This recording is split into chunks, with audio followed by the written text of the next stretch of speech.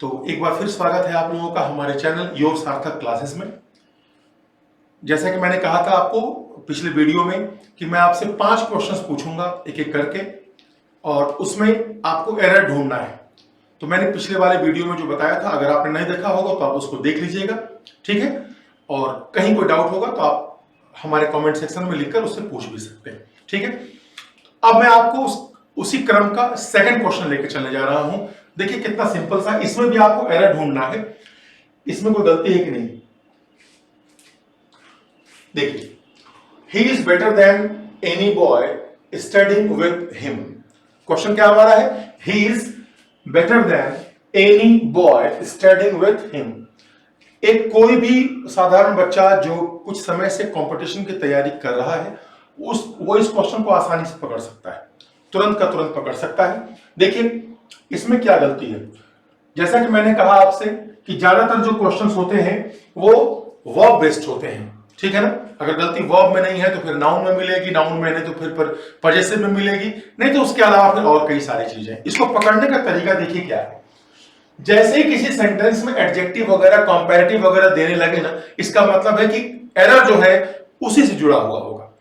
मतलब इसमें आप देख सकते हैं क्या लिखा हुआ है, he is better than any boy studying with him.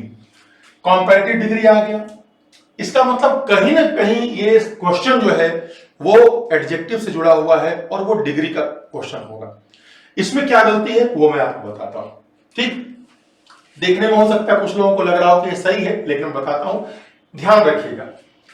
कभी भी किसी सेंटेंस में अगर आपको देन दिखाई पड़ जाए, क्या दिखाई पड़े? देन दिखाई पड़े, ठीक। तो देन के ठीक पहले सबसे इंपॉर्टेंट चीज है कि यहां पर कंपैरेटिव का होना जरूरी है। क्लियर? मतलब अगर कभी भी किसी सेंटेंस में अगर देन दिख रहा है तो देन के ठीक पहले किसका होना जरूरी है? कंपैरेटिव। आप उसका जानते भी होंगे, डिग्री 3 तरह की होती है, पॉजिटिव डिग्री, कंपैरेटिव डिग्री और सुपरलेटिव, ठीक है। कंपैरेटिव की पहचान, जब किसी एडजेक्टिव में हम लोग ईआर या मोर जोड़ते हैं तो वो कंपैरेटिव बन जाता है। देन, क्या देन के पहले कंपैरेटिव दिया है कि नहीं? बिल्कुल दिया है। इसका मतलब ये पॉइंट यहां पर बिल्कुल सही है। किसी भी सेंटेंस में अगर आपको देन दिखाई पड़ता है तो आपको 2 चीजें चेक करनी होंगी। पहली चीज क्या है कि देन के ठीक पहले कंपैरेटिव है कि नहीं, एक तो ये, और दूसरा क्या देन के बाद एनी, मेनी या मोस्ट इन जैसा कोई वर्ड दिखाई पड़ रहा है क्या? आप देखिए क्या इसमें कहीं दिख रहा है ऐसा? बिल्कुल है। देन के तुरंत बाद क्या आ रहा है? एनी। इसका यह मतलब हुआ कि जैसे ही किसी सेंटेंस में देन आपको दिखता है तो देन के पहले कंपैरेटिव चेक कीजिए और देन के बाद ये देखिए कि क्या उसमें कहीं से भी एनी, मेनी, मोस्ट लगा है क्या। अगर ये लगा है तो एक चीज श्योर हो जाइएगा, इस सेंटेंस में एक और वर्ड को ऐड करना पड़ेगा। वो क्या है? अदर है। अब जाके इसके बाद फिर आपको नाउन ऐड करना पड़ेगा, ठीक। उसमें भी नाउन का नियम, जैसे इसमें देखा आपने ना कि लिखा हुआ है he is better than any boy, ठीक। अब यहां पर एनी के बाद डायरेक्ट नाउन आ गया, ऐसा नहीं होगा। यहां पर क्या करना पड़ेगा आपको? क्या जोड़ना पड़ेगा? अदर जोड़ना पड़ेगा। ही is better than any other boy studying with him. Clear है? ये कोई डाउट है किसी को? इसमें एक बात याद रखिएगा, जब देन के बाद आप एनी अदर लिखते हैं तो उसके साथ आने वाला नाउन हमेशा सिंगुलर होगा, लेकिन अगर मेनी अदर या मोस्ट अदर की बात आप करते हैं तो उसके बाद आने वाला नाउन हमेशा प्लूरल होगा। आपको एक एग्जांपल और दिखा रहे हैं, अब देखिएगा, ये आप आसानी से पकड़ लेंगे। बताइए क्या होगा इसमें? सेंटेंस आप देख सकते हैं, क्या लिखा हुआ है? He is better than any girl studying with him. कई लोगों को लग रहा होगा सर गर्ल से कैसे तुलना कर रहे हैं? भाई वो लड़का तो है, वो लड़कों के साथ भी पढ़ रहा है, लड़कियों के साथ भी। पहले इसके पहले वाला जो सेंटेंस आपने देखा, इसके पहले वाला जो सेंटेंस आपने देखा, हमने ये कहा है कि वह उसके साथ पढ़ रहे लड़कों से बेहतर है, ठीक। जबकि हम इसमें क्या कह रहे हैं, हमने स्ट्रेट वर्ड नहीं यूज किया। इसमें क्या कह रहे हैं हम लोग कि वह अपने साथ पढ़ रहे लड़कियों से बेहतर है, ठीक। अब आप बता सकते हैं इसमें एरर क्या है? बिल्कुल आप समझ गए होंगे। फिर कहा गया था कि देन जैसे दिखेगा क्या चेक करना है हमको? डिग्री चेक करनी है, कंपैरेटिव है कि नहीं, बिल्कुल है, ये हमारा सही है।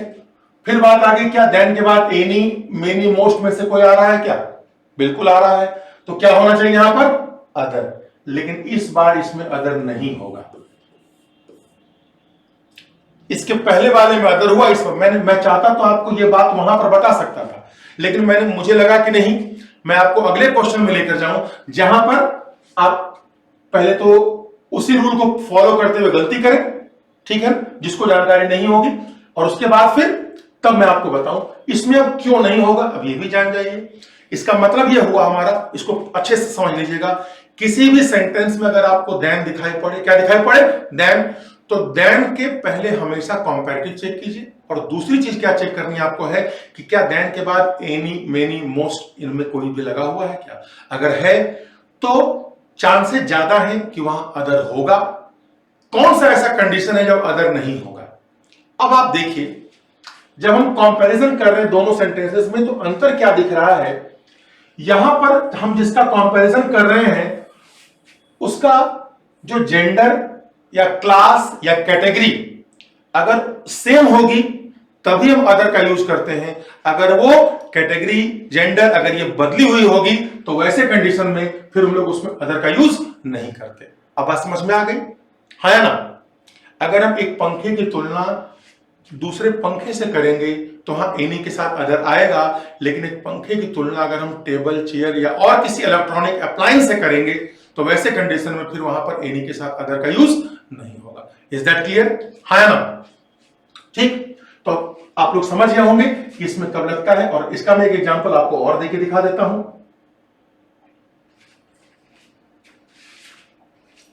देखिए, जैसे